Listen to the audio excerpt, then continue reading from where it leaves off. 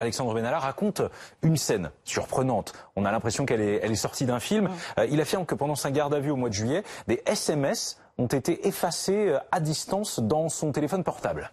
Voilà, il dit qu'il était avec les policiers, qu'il récupère son téléphone professionnel et que quand il l'allume, il se rend compte que des SMS ont été effacés et même que des SMS sont en train de disparaître sous ses yeux et ça aussi devant les policiers. Une scène évidemment complètement surréaliste, digne du bureau des légendes.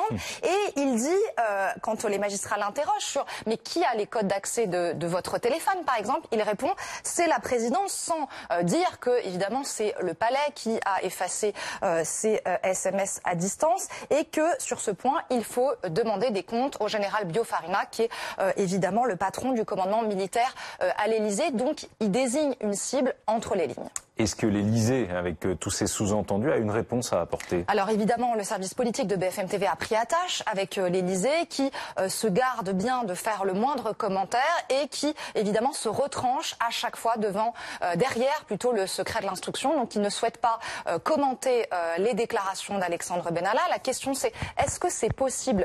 J'ai appelé deux professionnels de la cybersécurité qui me disent tous les deux, oui c'est techniquement possible. Il y a aujourd'hui beaucoup de logiciels espions, donc c'est possible de contrôler à distance des téléphones portables. Mais est-ce qu'on peut le faire sur un téléphone portable d'un ancien membre de l'Élysée? On sait que les portables de l'Élysée sont extrêmement sécurisés. Alors, on a joint d'anciens membres de cabinet de l'Élysée qui, pour la plupart, nous disent que ça leur paraît impossible parce que d'abord l'Élysée n'est pas muni de systèmes très sophistiqués qui permettraient de déverrouiller les téléphones ultra sécurisés. Donc la plupart de ceux que nous avons joints au moins 3 anciens membres de l'Élysée qui nous disent que ça leur paraît totalement impossible.